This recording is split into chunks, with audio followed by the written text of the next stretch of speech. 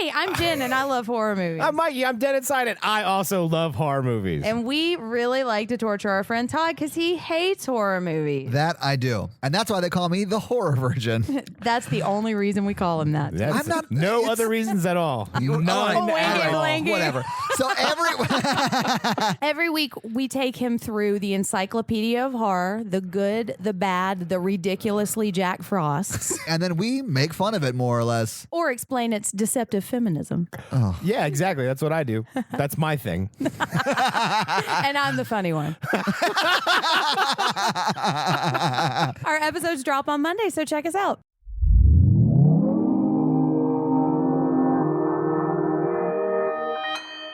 Consequence Podcast Network.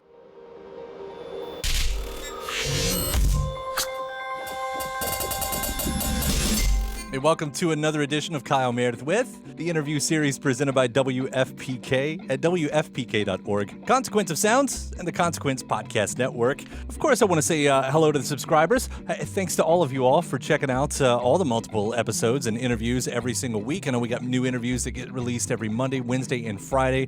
Always appreciate you listening. Always appreciate the comments that you're giving in the various spots that you can comment at. Of course, if you're not a subscriber, I also hope that you take the moment before we get started to hit that subscribe button, especially if you're a big music fan, if you love hearing the ins and outs of how the art is made and what the artists are up to. It's a great series to follow wherever you're listening from right now. It has a subscribe button, so keep up with us, and we'll deliver those episodes to you all throughout every week.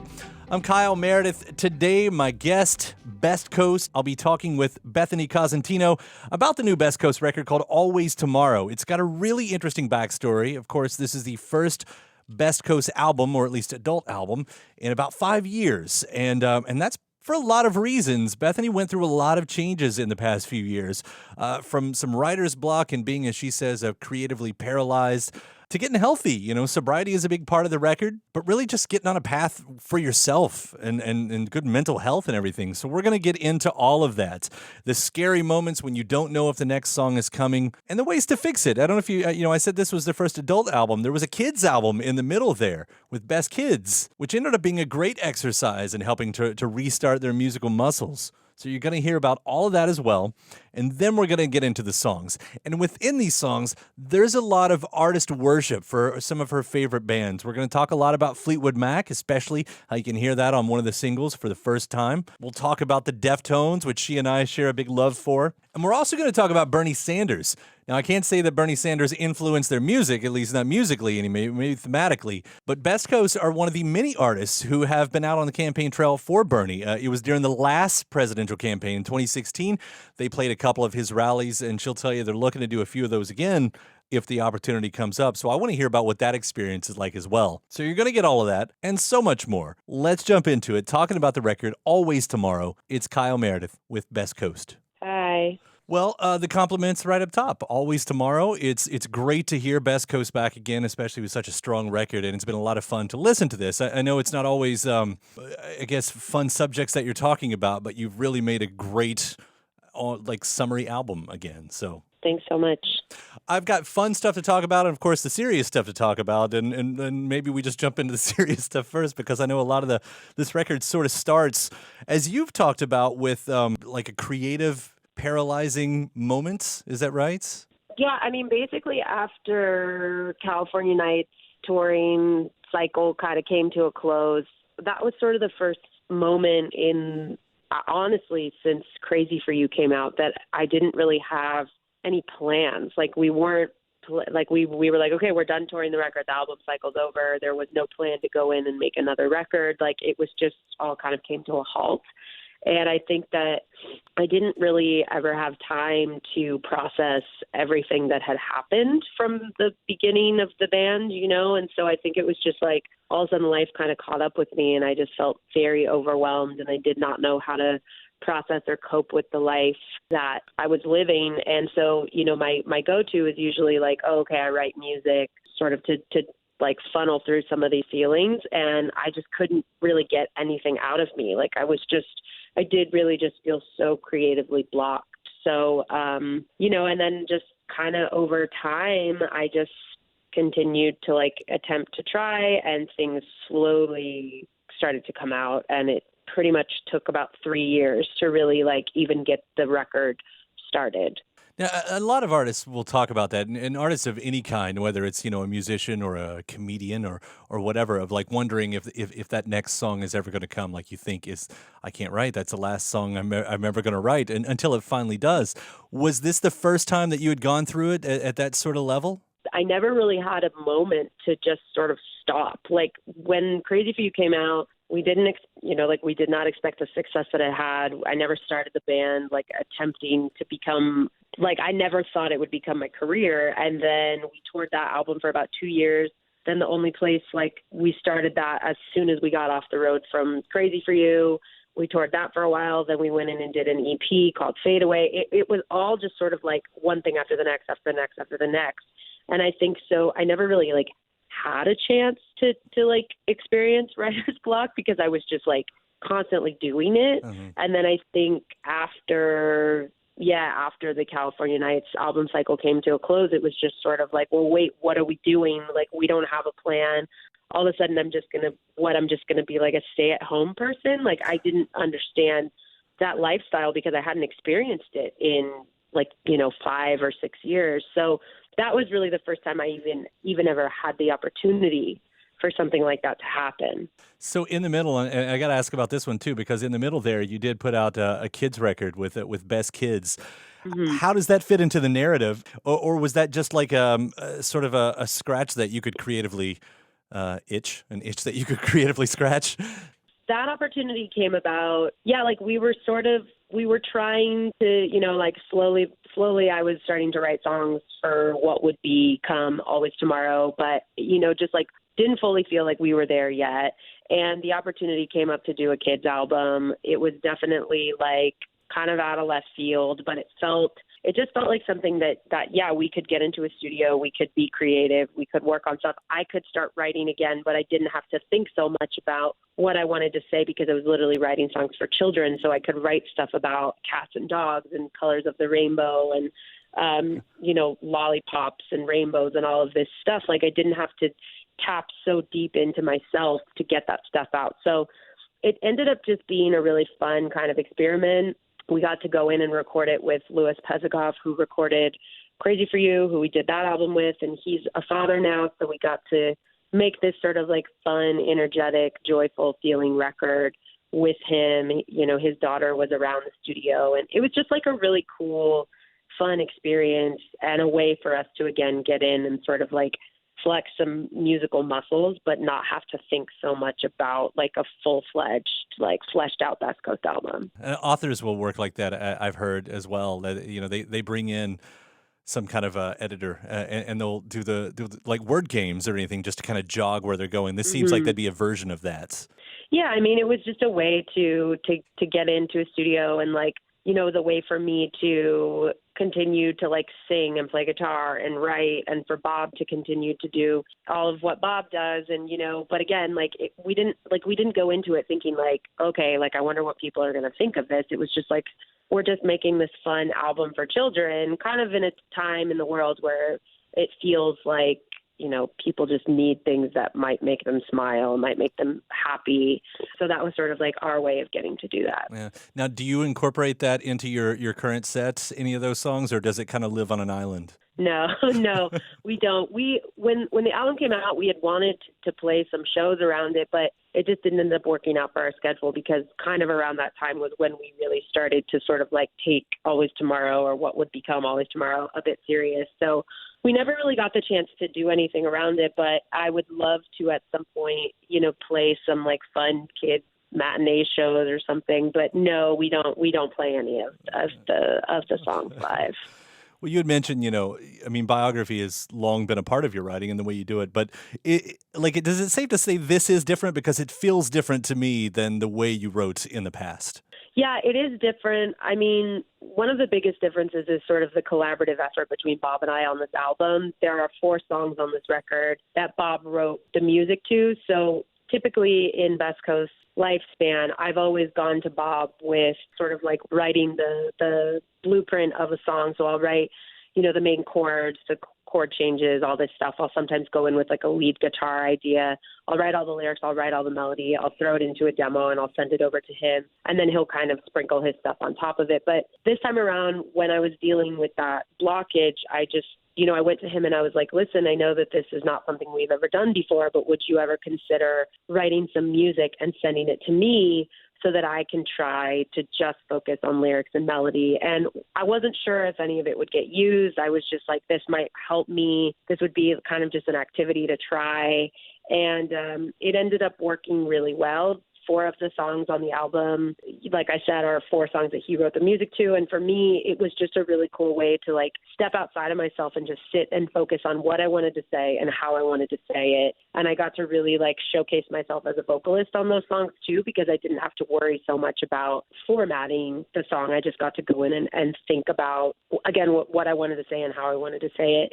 And then the rest of the stuff, the songs that I wrote on my own, those I feel like they feel different as well because we did a lot of pre-production. We actually like brought in our producers and sort of like sat with them and figured out ways that we could change the format. It was just a lot more of a collaborative effort on this record, whereas in the past it's usually been me saying like, here's the songs, like, let's do them this way. And I think 10 years into my career, I've just realized, like, it's okay to reach out and ask people to help. Like, I don't have to put all the pressure on myself.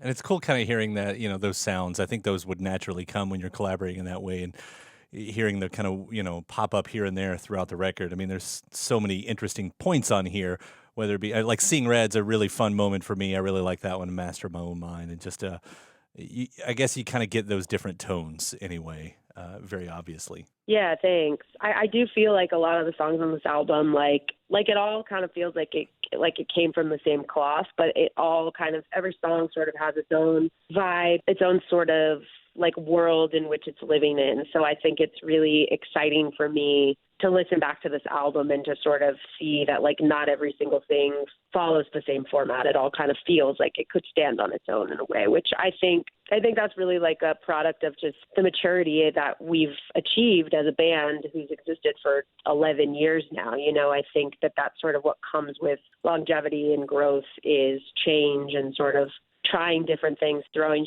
stuff at the wall and just seeing what sticks. And I think that's definitely what we did with Always Tomorrow, or tried to do at least.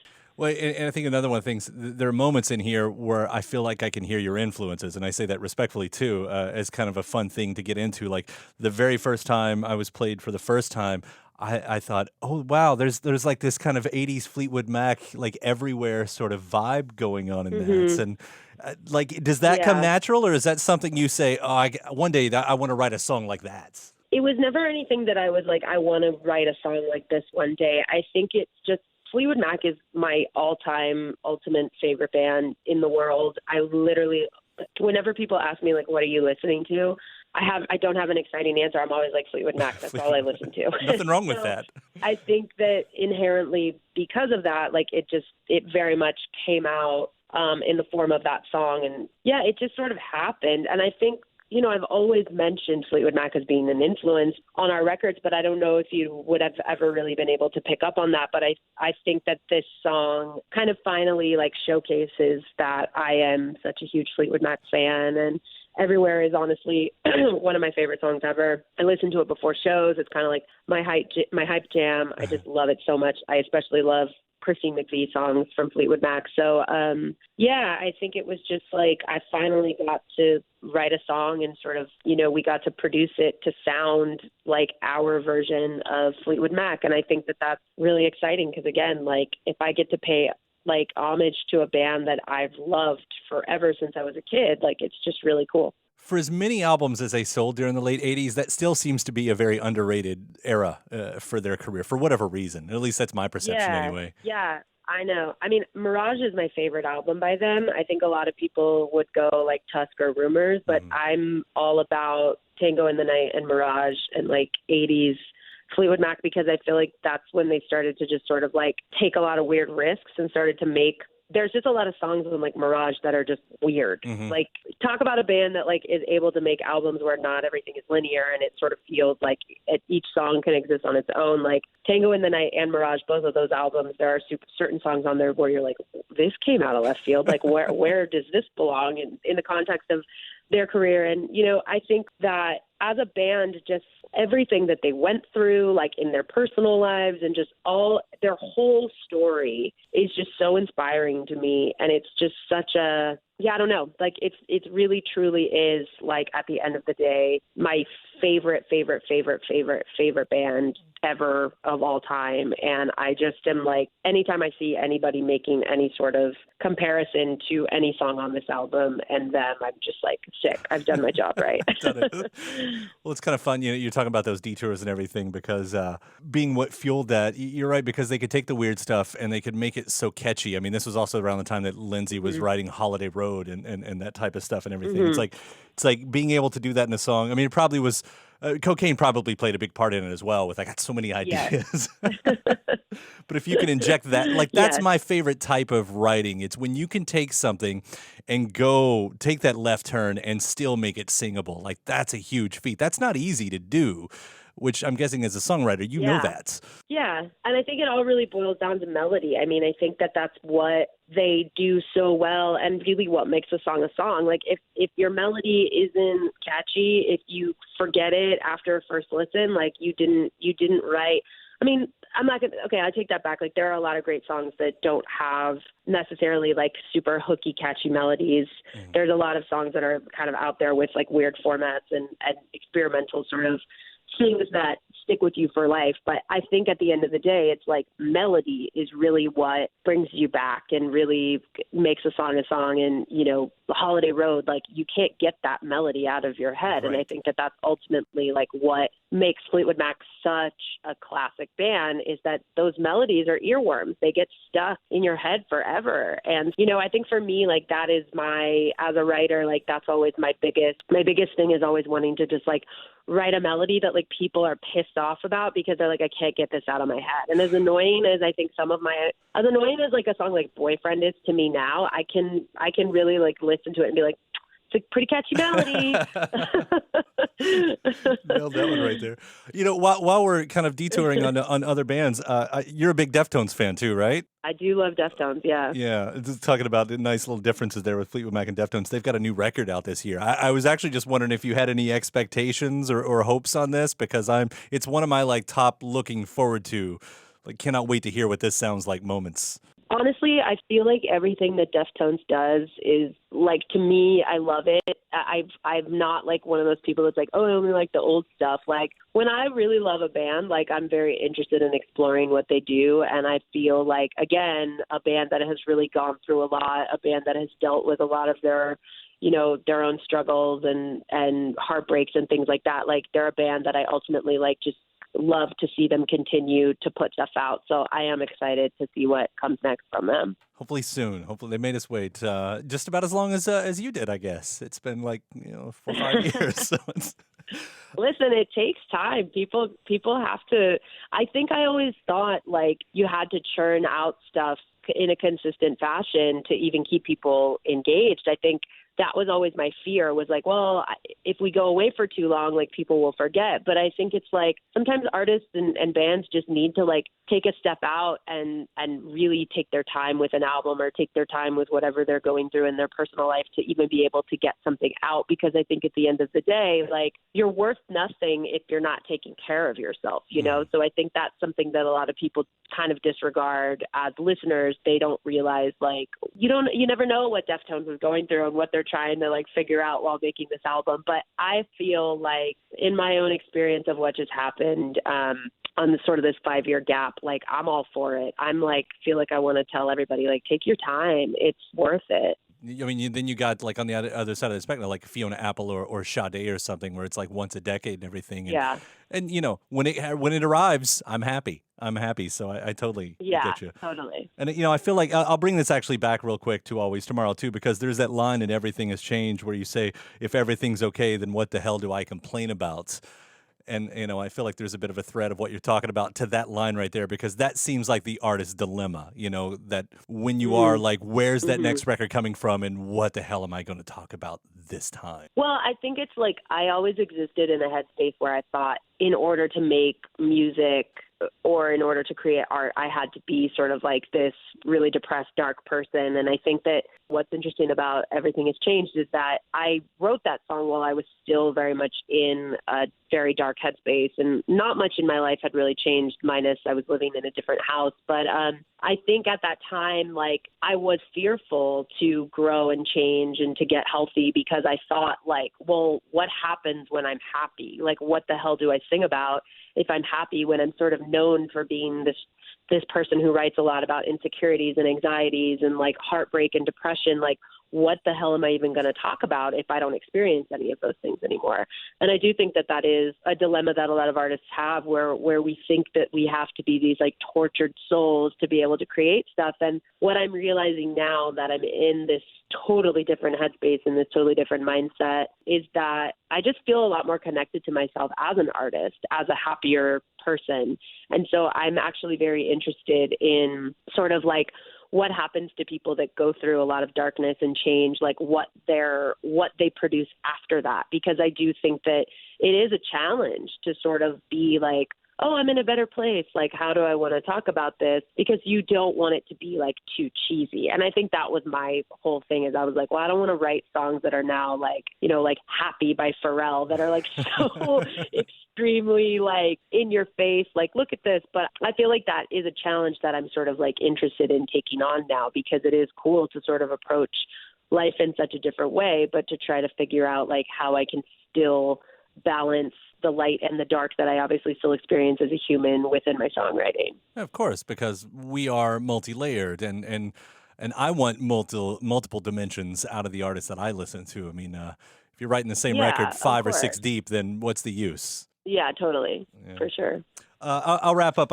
You've been part of this other cool experience that I was hoping you could talk about a little bit, because Best Coast, one of the many bands who's played for Bernie Sanders as he's been out there on the trail, is that a different experience than the usual concert setting? Yeah, for sure. I mean, we did some Bernie rallies in 2016. We haven't, unfortunately, been able to do any this go around because we've just been so psychotically busy, but we are planning and hoping to do some stuff this go around, because I'm just like Bernie writer. I love him to death. It's definitely like, when we did it, it was a little weird, but it was also like so cool and energizing to even get to use our music with that type of platform. And to like, I mean, it's crazy. It's like, you think of bands playing like alongside politicians and stuff of like the stuff of the 60s and the 70s. And so to be able to like do that in the 2000s, it was really cool and exciting, especially for me as somebody who is very vocal about politics and vocal about a lot of the issues that I care about.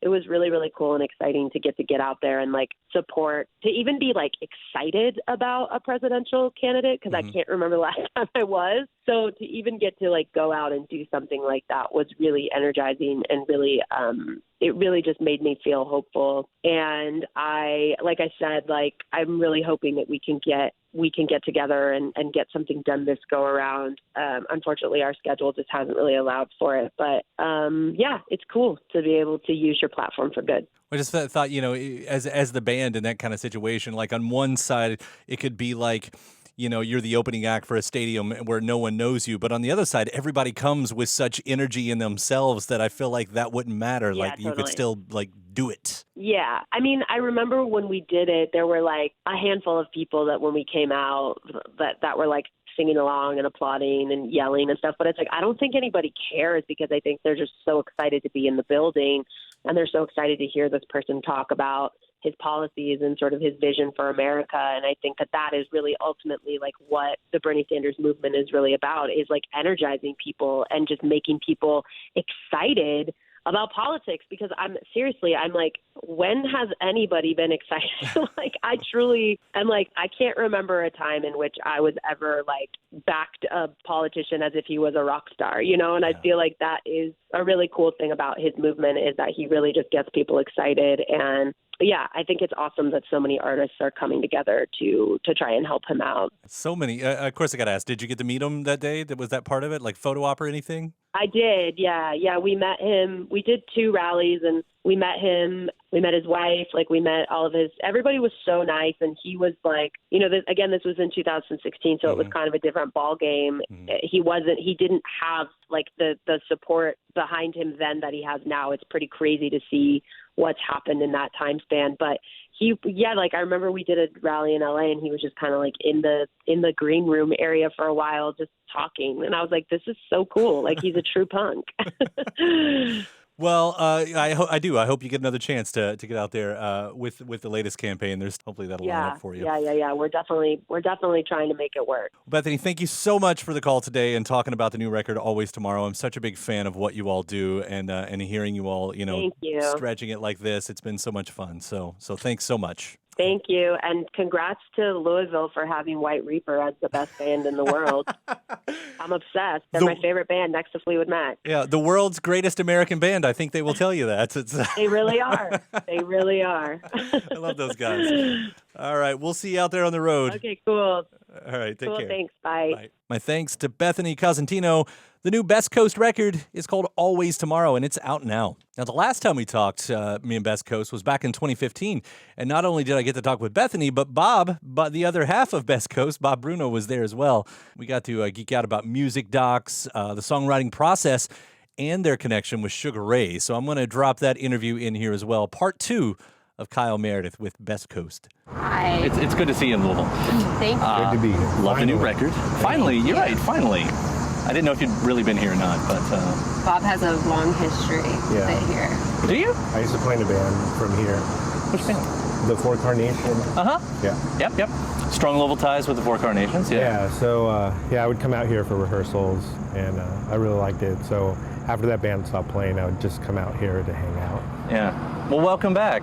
It's good to see you. And welcome. Thank you. And we're talking about the new record because this, I don't know, do you call this is the biggest record so far? It feels like that. I mean, the first one really was a huge launching and everything, but what this new record is doing really feels kind of like what you've been trying to do this whole time. Is that accurate? Yeah, I mean, I guess, like, sort of. I think it's just like a natural evolution of, like, who we are now. Yeah. When we first started, I think it was just sort of like trying to figure out some footing.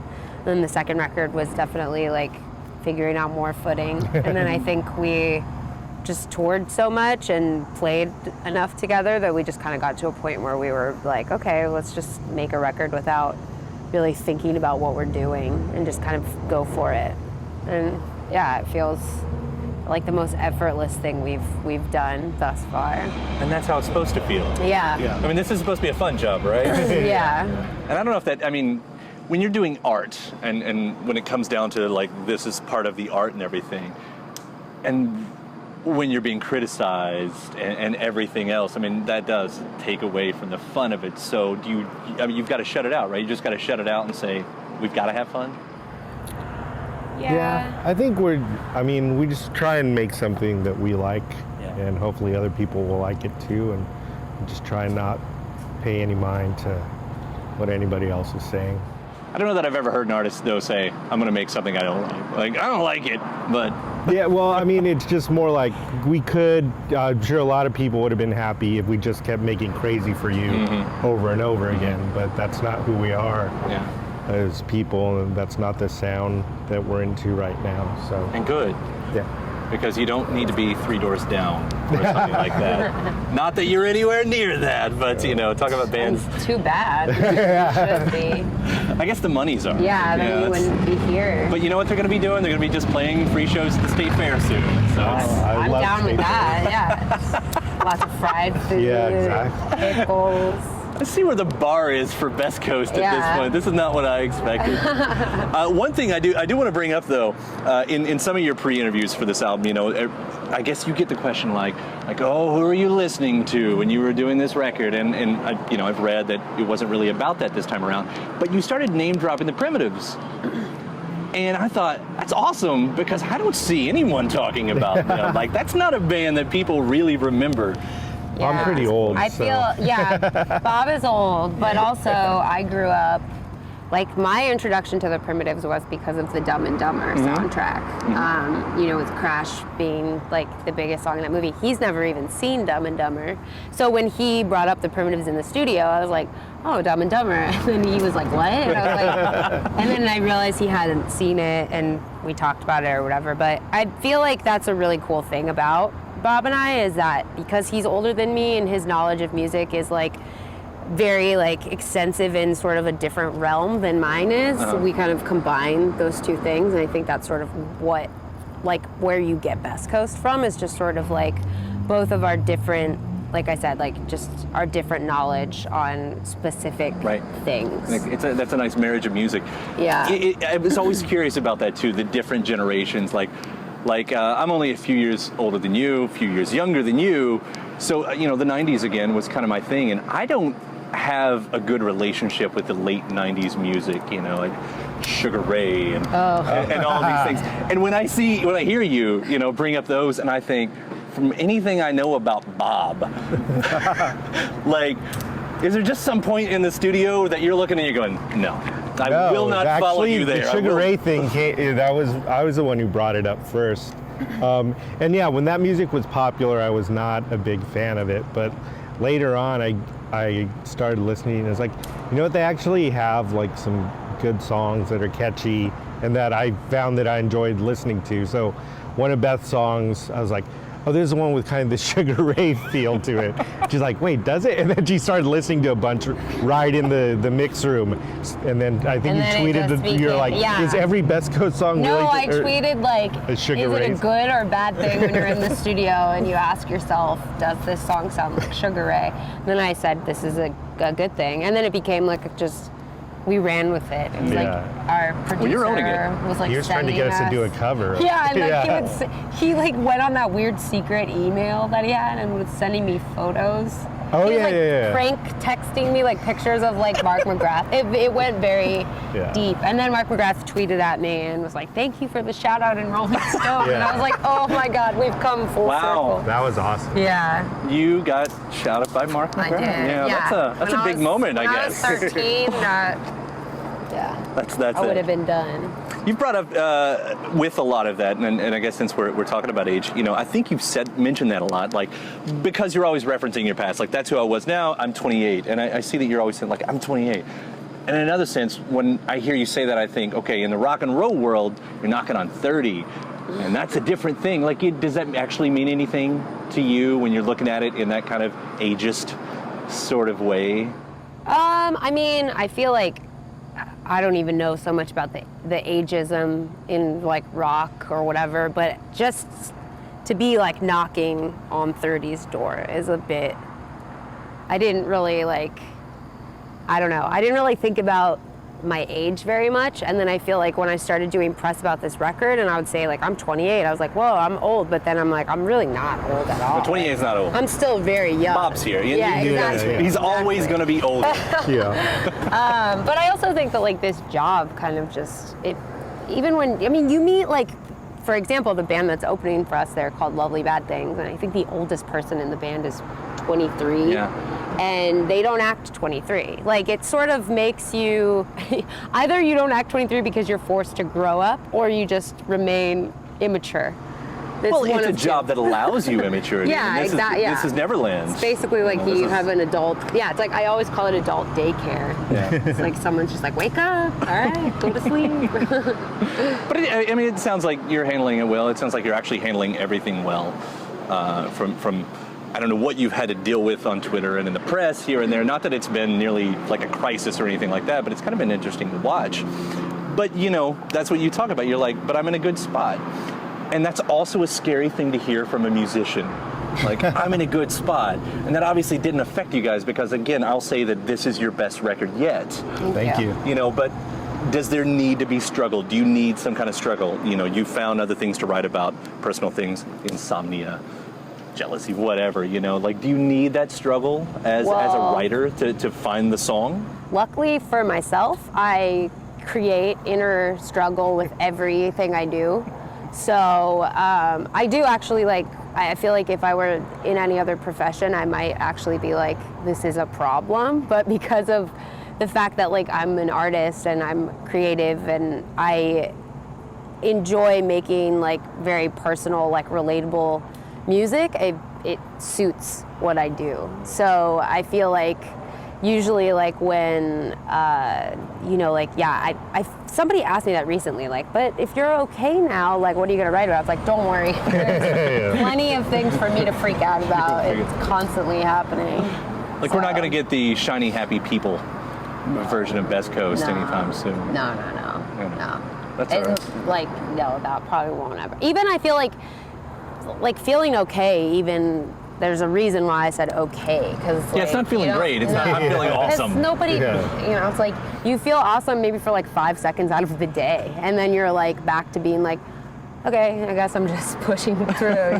We're just realistic people, and I think that like sometimes people are like, well, it's just you're whiny or you're negative. It's like I'm just being real. Why say that? Well, like, why even put the why listen if you're gonna if that's how you're gonna feel? Why? But also, good luck with your fake happiness, because when you crash from that, those are the ones that snap. It gets really dark. You always seem like such a pleasant kid. Yeah, exactly. Until the end there. Are you guys? And Bob, so I've learned now that you're having this history and everything. You've been in the bands before, but like learning to control your career. This is usually where I hear a band say, "We figured out how to say no." The first album or whatever, you're just trying to make that name, and you're like, we'll do anything, and then you get to the third and fourth record, and you're like, no, we're not doing. Has that come about where you've had to just start pushing away? I don't know if opportunities is the right thing, because you want to grab those, I suppose, but just not letting the industry roll over you. We're like not the kind of people that would ever do anything we don't want to do. Yeah, like we've always been that way. Yeah, I feel like that was part of the reason why I really liked him when I met him when I was younger, because no offense, but he was older than me, but he had like the same sort of like punk attitude that I had when I met him, and I was a 19-year-old punk girl, and I was just like, yeah, this guy's cool. He like is like, he's not like, well, he actually does follow all the rules. Like he won't even jaywalk. But I was just into like the fact that like he's not a pushover, and I feel like a lot of people are. And a lot of times when you're not a pushover and you're surrounded by pushovers, people look at you and think that they're like, oh, that person is like too intense or too aggressive. It's like, no, I just stand up for myself, and I'm not ever gonna say yes to something that is going to make me miserable. It's like there's plenty of things already doing that in the world. Back to that part about that's how you find it. But I feel like we've been very fortunate to have a lot of really amazing opportunities offered to us, and there have been things that we've been offered and we've tried, and then very quickly into it we'll say like, no, this isn't going to work. I mean, for example, like we were originally supposed to make this record with Butch Walker, and we went into the studio like 3 days into it, and it was nothing personal. It was just like, this isn't gonna work, and it was totally fine. And you were able to pull that without. Yeah, and it was just a thing where it's like you need to be able to like. We're very intuitive people, and like you have to be able to read that intuition and know when something's wrong, because if you just go with it, then at the end of it you're going to be like, what did I just do? Then that's when you put out the album and like, well, I don't like it, but I got to put it out. With all that in mind, Jewel City, is more going to happen? No. Is that just kind of a one-time thing? It was more just like a thing that when we made Fade Away, I really wanted to put it out, and we weren't on Mexican Summer anymore, and so it was like, well, you can sign to another label and start with an EP, and then the deals were just like so. That's like where you learn to say no. Is when it's like, well, you want to do a 5-album deal? It's like, no. Instead, I'll just do my own label. So I did that, and I'm not. No. But it's always there. Yeah, I mean, it's cool that it existed and that I got to do it, and that I got to experience like what it's like to put something out yourself and have, like a small team of people around you helping you with it. And then what it's like to be more focused on like making the art and being the voice of what you're doing and letting but I think too, like I've become a lot more vocal now on like what I want, and like know, and just creatively, like, for example, like I've come up with every music video we've done for this record, like I've written the treatment myself. In the past, I didn't ever do that. I was just like, bring stuff to me and I'll pick something. And I think that like maybe potentially having the label kind of helped me with that, because there were a lot of decisions that I had to make myself. Where in the past I would just have managers and, you know, label people just make decisions for me. So Yeah, it's a good way to learn the business. That's a total good way. Yeah. Having that side of it. And finally, and this has nothing to do with any of this, I'm curious, Bob. Yes. Best obscure music documentary. Oh. Recommend me obscure. one. Because I guess I read this on the band Facebook page that's something really impressive about you. Oh, okay. I know. I didn't know what that meant, but I thought if someone's going to recommend me something that I can watch. Yeah, it's actually 2 movies, and the way I found out about it was Slint did a festival, and they had Todd Brashear from Wild and Woolly curate a video channel. And so there was a documentary that's screened. It's actually a 2-parter. It's called Driver 23, and / part 2 is called The Atlas Moth. And it's about this guy, I think he's in Ohio, who has a metal band, but he also has these kind of mental, like OCD kind of things. So it's just about his struggle through life. He's married to a woman who's a clown. She's an actual clown, and she ends up leaving him. And but the most memorable scene is he's trying to get equipment to play their first show. And instead of just taking it up the stairs, he has to create a whole pull and levy and pulley system. And it's still the worst design ever. And it probably takes him 4 times as long to get the stuff out of the basement. But yeah, Driver 23, Atlas Moth. It's amazing. Let's check it. It kind of sounds like the movie that came out with Michael Fassbender with the paper mache head. Oh, I haven't seen that one. Frank. Oh, okay. That's a cool one. Yeah. But it's kind of like that, kind of just OCD sort of thing. Yeah, you'll see things that you don't think are real in this, but it's all real. Interesting. All right, Beth, Bob, thank you so much. Thank you. And we'll see you around. thanks. All right. See ya. Back from a 2015 interview with Best Coast. Again, the new record, though, it's called Always Tomorrow. You got to check it out. It's going to be a part of your playlist because it's great.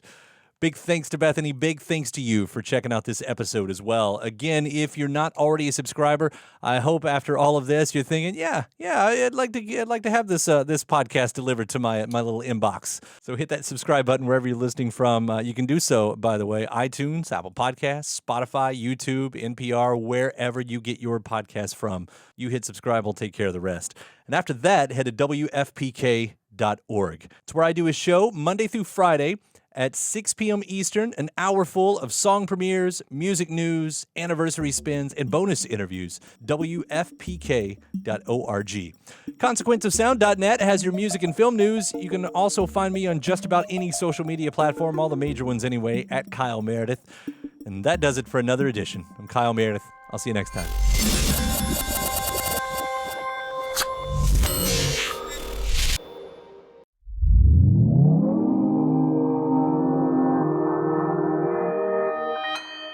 Consequence Podcast Network. It's easy to hear your favorite artist on WFPK from wherever you are. Listen on your smart speaker, live stream from our website at WFPK.org from Louisville Public Media.